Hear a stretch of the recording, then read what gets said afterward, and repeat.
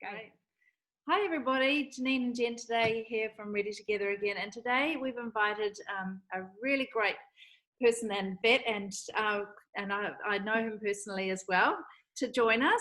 He's a dad of two and a dad of a fur baby called Harriet, a lovely golden retriever, which I obviously have a golden retriever as well, so we connected on that level as well a couple of years ago. So really lovely to have you here. Thanks so much for joining us. Well, thanks for inviting me. Good to be here. So you run a vet practice called Dr. Paws in North Ryde at the moment, but it's going to change its name to the Macquarie Veterinary Hospital next month, isn't it? Yeah, spot on. We're just going through a bit of a transition period ourselves. So been there for the last few years, but which has kind of included all of my dad time as well. So it's been really good, but ready for a change there too. Oh, that's fantastic. Well, we had a lot of questions come in because obviously a lot of our mums have pets, and as Jen was saying to you just previously, when she at the hospital, she's every week. Every week, new family we've got new parents asking what should I have done before, and I know you've probably got some advice about that, but yeah, everyone's asking, and I just got a puppy this year myself, but I don't really know the answer in terms of babies, so we wanted to get in a bit of an expert. I think a lot of families are getting pets at the moment too, aren't they? Because they're at home and a lot more, so a lot of families. There's been a massive influx of that. So I think all the shelters were basically cleared out once COVID hit because people love that companionship, etc. So I'm sure there were lots of situations out there where people had young bubs and young kids, and all of a sudden they're bringing a new pet into the household. We can certainly have a chat about doing that as well as preparing going into motherhood as well. Yes, so that's one of our most common questions actually. So the first one that we had that came through was, how do you stop your dog from licking your baby? Yes, it's quite a hard one, and I think actually one thing I wanted to say to you both and to the mums to be and the mums already out there as well is this is a question that to me kind of screams it's all in how you set up the situation. So right from the get-go. So before, I think one thing that everyone needs to have a think about is before they bring bub home ideally, or before they get the dog, or at some point they take stock, sit down and think, okay, well, what do I want this relationship to look like between my pet and my kids? And how is that going to practically play out around the home? And this is kind of a small example of that, because ultimately if you decide that, you know what, I prefer that my dog for the most part stays outside when the kids are awake, then the licking doesn't even really become a question. But if you decide, hey, I want to integrate them, I want to be able to have both my dog and my cat sitting in the lounge room while we're there, enjoying ourselves as well, doing some tummy time, then these sorts of questions come out. So yeah, my first bit of advice really is really have a good think about what you want to achieve as a family. So that's a very long-winded way of saying specifically where we talk about licking. Yeah, we need to be careful around licking as well, because we've got to remember, unfortunately, dogs and cats lick their bums as well and lick other things before they lick our bubs. So if you decide that you want to have a situation where they can be around them and potentially they're going to be licking them, then make sure your dogs and cats are up to date with worming, etc. Good point. Yeah. So that's an important one. In terms of the licking, I think being able to create space between your pet and your child is really key in order to stop that. And so having a couple of commands that your dog can do that you can reward them for, so it's a positive interaction between you and the dog still, rather than, no, stop licking, get out of here, out you go.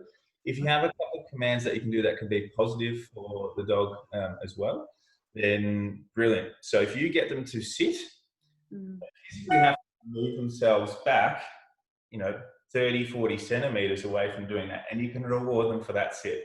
And then to lie and drop, and then you can reward them for that sit. So rather than that yelling, get out of here, it becomes an exchange of behavior in a positive way for them as well. Very good. Great tip. Yeah, I like that.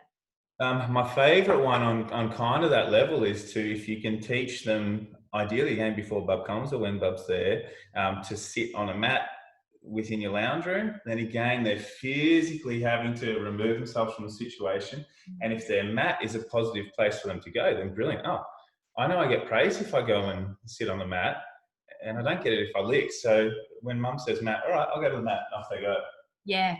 That's such a good idea, and especially to do it before baby comes, as you say, to get set up and have that dialogue with them and have that place that they can be before the baby comes. It's all about that training, isn't it, from the beginning? Yeah, yeah, setting those expectations.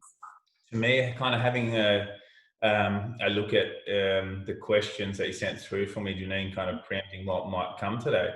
I think the thing that kind of stuck out to me was that preparedness for the months leading into it, because we've all usually got a relationship with our dogs and with our cats, but we know what's coming, they don't, and so we have to set them up for success. By doing so, set up for ourselves up for success, and the relationship between Bub and the pets up for success. I had one beautiful family in the hospital that had been doing a lot of preparation, and they had been walking an empty pram with the dog to teach. What do you think of that? Yeah, I did the same thing. Yeah. And you look a bit odd. I was like, oh, that's amazing. I had a few comments around the time of, have you lost Bub? and that sort of thing. But no, it was absolutely worthwhile. So we did a lot of mat training beforehand. We did a lot of walking with the pram. With cats, I think particularly it's important that you start to set Bub's room up as well beforehand, because they're so curious, and they're also so incredibly anxious. You know, with cats, if you slightly move their litter tray across 1 meter, some cats will freak out and change it. And yet you go to the situation where you're about to bring in this screaming bundle of joy, and then they've got to suddenly deal with it. So I think really changing the way you behave with your dogs and your cats before you even go to the hospital to have Bub is super important. Well, that's interesting that you just said cats, because that's the next question we've got for you. What do you do differently with cats? I mean, they're obviously not as treat oriented as a lot of dog breeds are. So how does that work? How can people prepare for a baby if they've got a cat at home? Yes. So at least, hopefully, a month or two beforehand, you're slowly unpacking boxes, getting Bub's space set up. You can allow, depending on, again, what you guys set, do you all of a sudden close that door to that room where Bub's mainly going to be and it's off limits for the cat? Yeah. Or do you allow them to go and explore because you're comfortable with that? That's entirely up to you. Okay. I think the other big thing for cats is they're also similar to dogs, quite stimulated in terms of sound as well. So playing, YouTube clips of babies crying, that sort of thing, to desensitize themselves to those noises is key as well. Thinking about with cats where you have the litter tray, where you have their food, etc., set up. And I think a really good one with cats, as well as dogs, but with cats particularly, is to create what we call a cat haven. So the cat's all in one space where they can go and just be to themselves. So that's got to have a litter there, food, water, ideally a couple of toys. And that might be in your cupboard. It might be, look for where your cat naturally wants to kind of find peace and quiet and establish that place there that you're happy to have there too. The other thing I'd say with cats sometimes as well, that some owners do, and I think it depends on your cat, if they're a heavily stressy cat, is to consider putting them in a cattery for the week before Bub comes home and the week after Bub comes home, because that particular change can be catastrophic, pardon the pun, sometimes as well, depending on the cat. So if you've got a relatively chilled cat that's just kind of, hey, I'm fine. Yeah.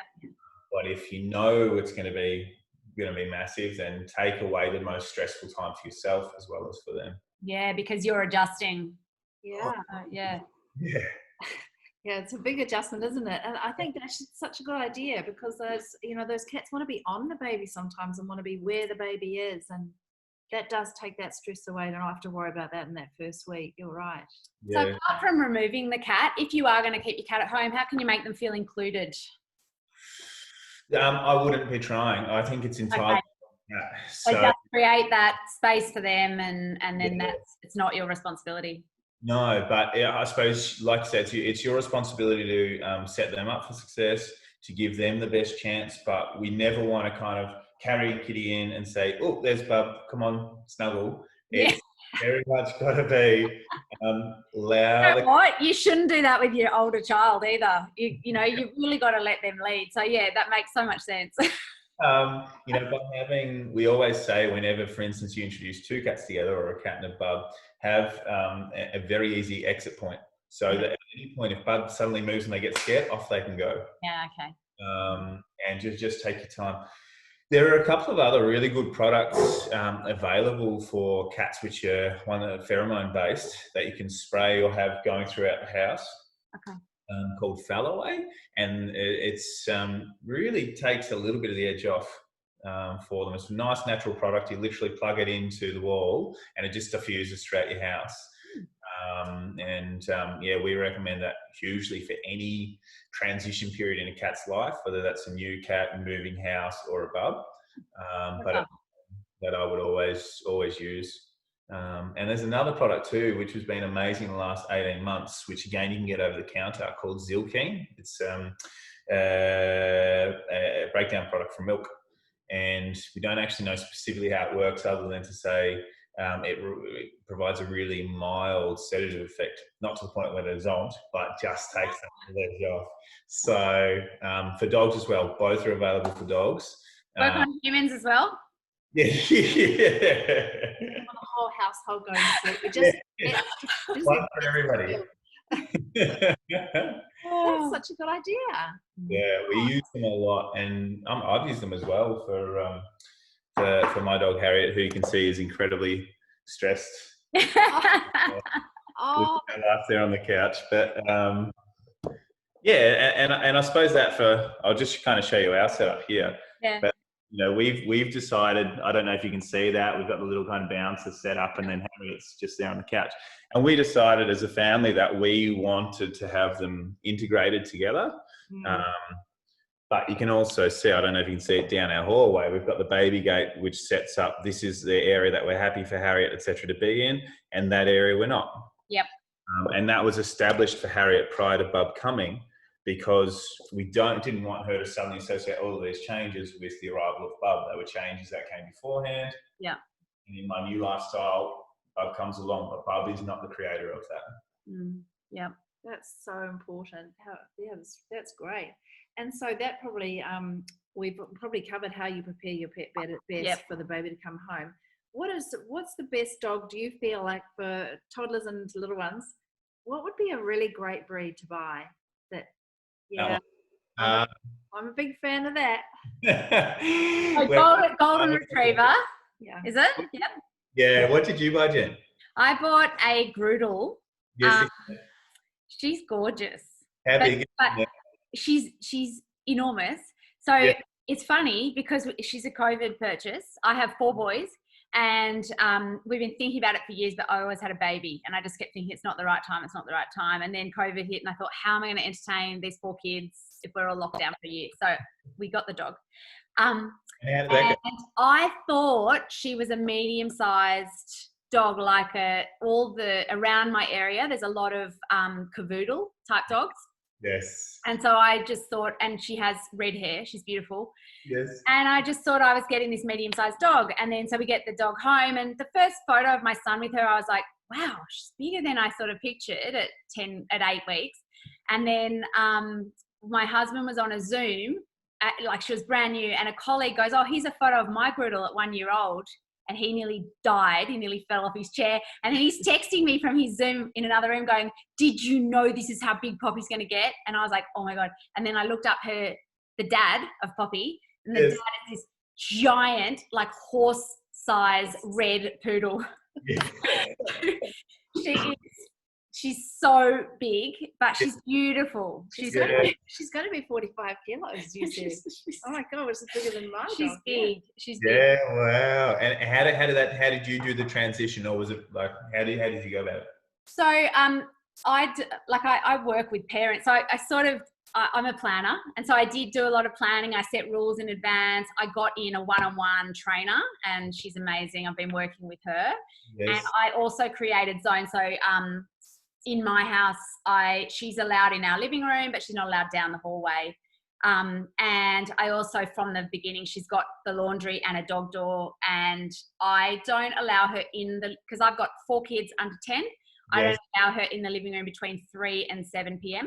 because it is mayhem in here, and there's no way I can train her and everybody else. So she's out, and she's okay with that. She's gone, I think, because she's never known anything else. Yeah. So it's worked well. And there are moments. There are moments I think, she's eaten a corner of my rug. Just one. That's pretty lucky. That's good. I reckon that's pretty good too. There's little moments. I feel like I'm in a movie because it was already chaotic, and now it's just like there's these moments I think this is crazy, but it's sort of funny. And I didn't have a dog, and I'm just so happy. I see what it's bringing to my boys, and they will lie down with her, and like it's incredible. Like it's just bringing all this love to the house, and I wouldn't have it any other way. Yeah, look, it's really interesting when I go out to childcare centres and do talks with the little kids there as well. And they're anywhere from kind of 2 to 5. And I always take Harriet with me, and sometimes I'll take a cat with me as well, and we'll do the session. And then towards the end, we talk about kind of pet safety as much as you can. They don't take in a whole heap, but it's, you do your best to kind of talk your way through it. And then I get them to line up and each individually approach Harriet for essentially just to feed her a little treat and give her a pat in a nice, safe way. And when the kids go to line up, you see the difference between those that have been brought up with kids and those that have not. And the ones that have not, the vast majority of the time, are so fearful of what's about to happen. And it breaks my heart because you're seeing now with your kids how much you can get out of having that beautiful relationship with your pet. And so I think, having the women or the dads that are listening right now to what we're talking about, good on them, because they're ultimately trying to get the best relationship they can for their kids and for their pets. And it is such an enriching relationship to have. It teaches them something. It's giving them something that almost like money can't buy. Like it's kind of, at the end of the day, this love and relationship and the responsibility for something as well. Absolutely. And I'll tell you what, my 2 older boys, my 8 and my 10, I have not picked up a poo yet. Oh wow, that's pretty great. So they how you went about that, because that's always the case. Usually the parents are the ones coming into me going, "Oh God, they said they wanted a puppy, and I'm the one cleaning everything up." Well, it was years of negotiation, and I kept saying, "But you guys have to be ready." And so they're 8 and 10, and they alternate weeks. So one will do poo, and the other does food. Yes. And they flip. So Saturday is the day you switch over. Gotcha. And they're doing it like really without complaint. So we're almost 6 months in. So yeah. But again, the success that you talk about there comes through having that planning, having things in place and sticking to it. So it's like anything else, the more consistent you are, the less anxious they are, because they know the rules. They're defined, and this is how life so happens to be. And so again, back to introducing, a new bub into the household, the more consistent you guys are as a family leading to bub coming, the better the whole transition is going to go. Yeah, oh, so true. Same with children, absolutely. And actually, that is a good leads into our next question very well with the food that you have and why you don't have baby. Yes. Why you don't have the dog around at dinner time? Yeah. So what do people do? A lot of these parents in our group are introducing solids, and what do you do? And again, it's probably about preparation. But with a dog that is expecting a lot of food and solids, and you're trying hangs around the tray table waiting for those bits to come off. Yes. Personally, I love it because I'm cleaning up a lot less than I used to, so I'm cool with it.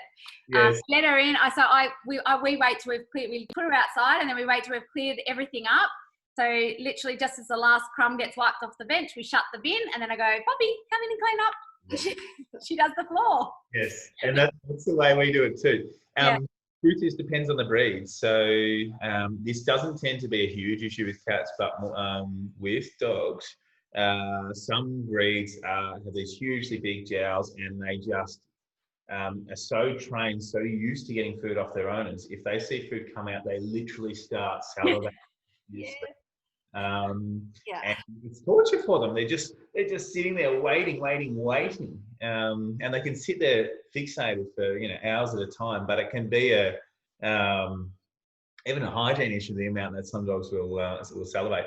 So in terms of feeding, my recommendation is similar to what you've done there, which is really separate them. At a point in time.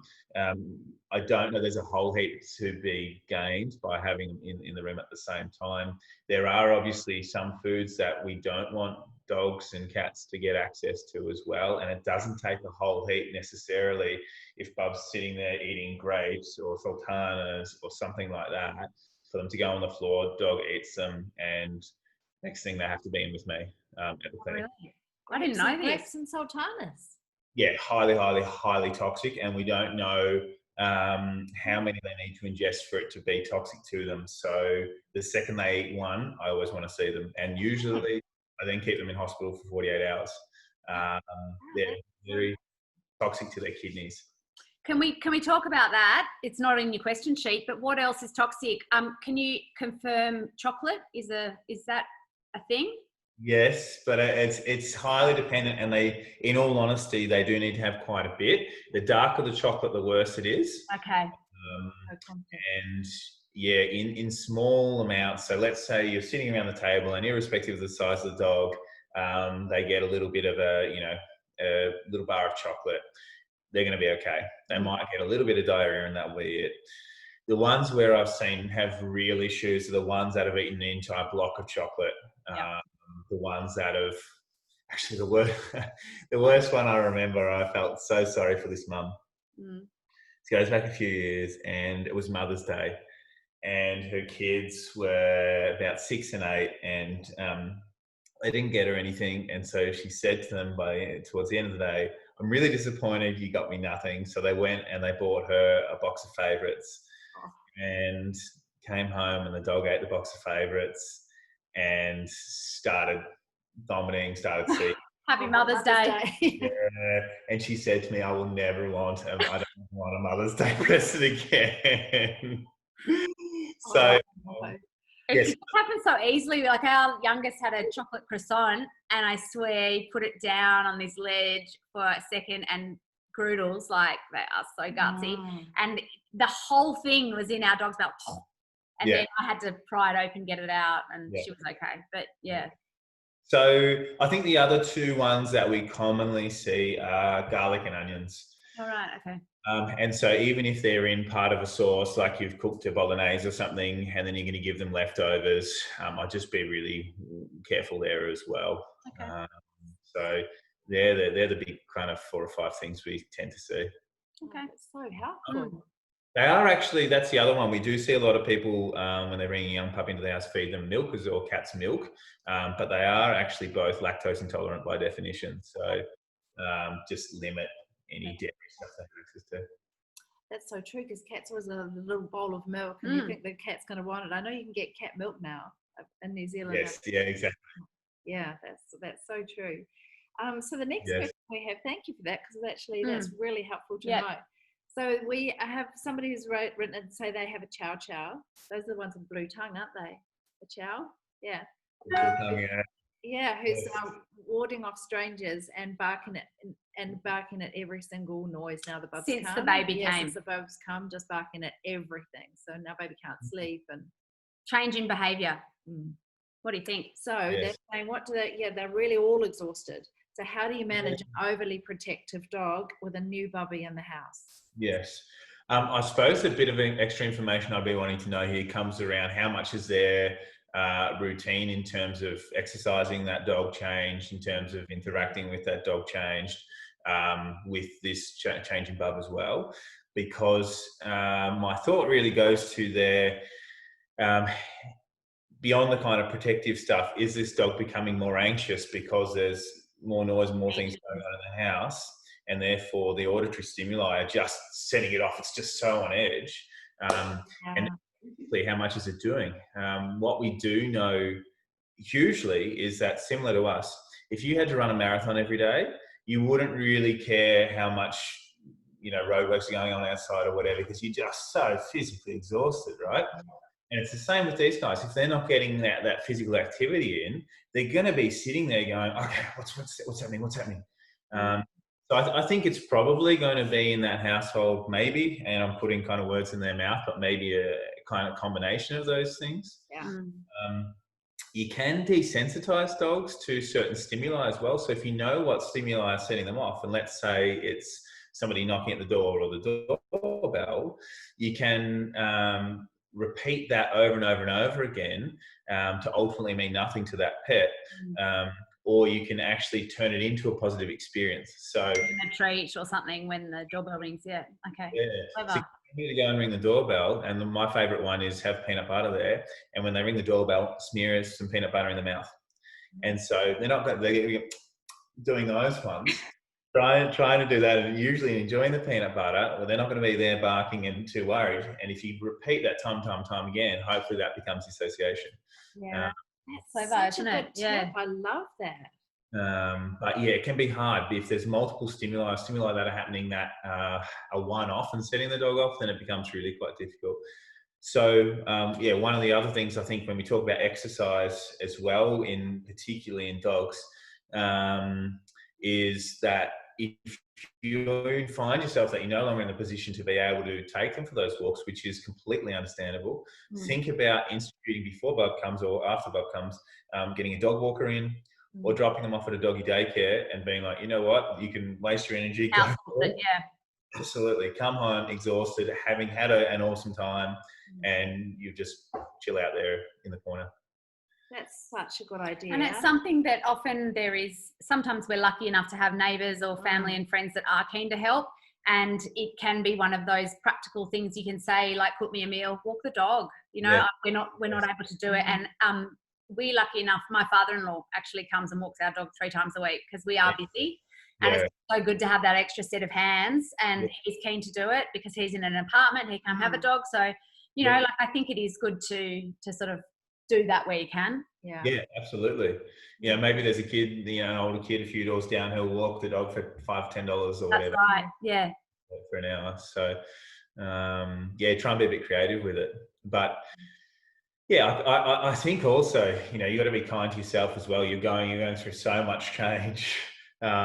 These are all ideals. Be kind to yourself.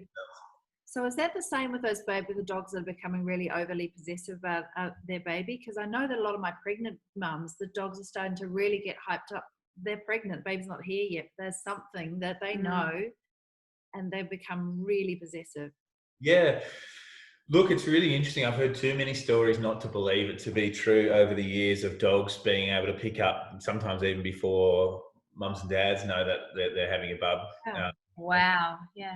Well, and changing their behaviour towards them during pregnancy, etc. So, we don't know specifically how they do it, but they seem to pick up on the change. But I think as much as anything, they pick up on the fact that our lives change, our routines change. We're introducing new things into the house. How we are as people, and that some of that anxiety leading into having a bub has an effect on them too. So, yeah, it's they're like us, their behaviour will change too. So the more we can help them in that transition, the better. But you do see those possessive dogs, and I do worry, and I think you've got to be really switched on to what your dog's going through and the behavioural changes they may be showing you subtly as well. Because they can experience genuine anxiety and genuine depression and everything else that can go along with the changes too. So there's a really great poster we've got in the clinic, and I'll see if I can source it for you, but it basically goes through little subtle signs that your dog or your cat are showing anxious behaviours that aren't super obvious. That would be great. Yeah. You could, So one to watch out for, particularly after what's the name of your Groodle? Poppy. Poppy. After Poppy's played with the boys, right? Yeah. Watch out for this behaviour. Yeah. Particularly like kind of a rough and tumble sort of play. Watch if she kind of walks away and goes. Yes. Have you seen her do that? I think I might have. Yeah. So it's called the shake off, and it's similar to us coming out of a situation going, Oh, yeah. that was insane. That was intense, right? And so dogs will often do that, and you kind of sit there and go, oh, that's funny, or they might be itchy, but they've actually just gone, oh my God, that was full on. Yeah, it's so interesting. And what can you do if you see that is obviously train the boys? That was too much for her. Look, we've got to look at her cues and tune into her. Absolutely. You know, my dog Harriet. So when the walker first came out, she would freak out at the sound of the wheels over the wooden floor, and so it just had to become. For us, when we wanted to bring that out or we wanted to use it, well, I'm going to separate her for her own sake. Her outside, yeah. Absolutely. And I can give her something, a Kong or something nice for her to chew on while she goes outside, so it's still positive for her. But she doesn't sit there yawning and ears down, tail away, showing me signs that she's anxious. Mm. That's what humans do that too. They yawn when they're anxious. Yeah, lip licking, and then you've got your really obvious kind of cowering away stuff, but there are a few little subtle ones that you can look out for too. So I'll see if I can send you through the poster. That'd be great, Matt. Fantastic, thanks. I think we got one last question. Yeah, we do. This is with a big, huge dog, Bernese Mountain Dog. Just wondering how, and I've seen this actually in families that are, because most of my families have a dog too, which is interesting. So they'll roll towards the baby on the mat, and so they're forever having to push the dog away. They don't realise how big they are and how strong they are. Yes. Yeah. They're beautiful dogs too. Stunning. But they can have some of the issues with the drool coming down if they're around too much eating as well. So what I'd say there is I always try to think from the dog's perspective, why are they doing that? What's going on? What are they trying to get out of the situation? Versus, oh, we're getting annoyed because they keep doing the same thing. And I think realistically in those situations, all the dog is trying to do is get involved in the situation and wants to be around. And the way that they know how is to get on their side and kind of roll over and look and say, hey, can you pat me? Can you can you let me know that what I'm doing is okay, essentially, because it's a very vulnerable position for them to open themselves up to. And so again, rather than kind of pushing away and no, get out of there, I would try and redirect that behavior into something that the owners are comfortable with there. So again, does that become the sit and the lie down, and we praise in that position, and that's the one that we want. So we're always trying to redirect towards what we want them to do. And not punish kind of what we don't want. Yeah. And I know it's kind of a boring answer because it keeps coming back to the same point. But it very much is about saying, okay, we want you around. Absolutely. You can still stay in this area here, but we want you to do that in a way that we're happy with and you'll get reward for. And then you can stay in the vicinity too. See that I can see that working really well actually. They're not feeling like you're pushing them away all the time. No. Creating an environment you can all be in the same space. Yes, absolutely. I don't think any dog knows what size they actually are, do they? No. They just See the little chihuahuas in the park running around like they own the place. Thinking they're as large as life. Yeah. That's so well, that was so helpful, Matt. We absolutely love that, and I feel like we should do it again and maybe unpack some extra stuff. I've got a whole bunch of stuff I don't have time for today, but I'm thinking toddlers and dogs next.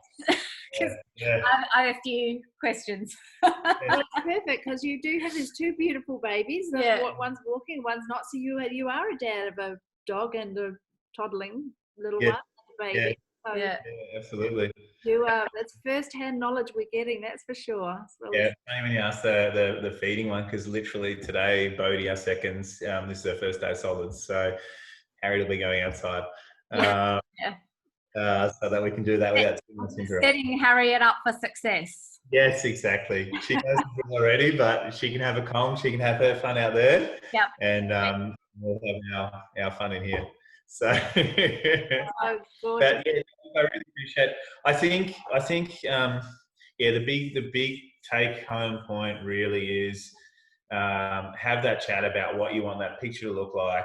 Yeah. Do it ideally before Bub comes. Yeah. And then, adjust as you need to, but be as consistent as you can. Look out for those signs that they're not coping as well, as in you're not coping.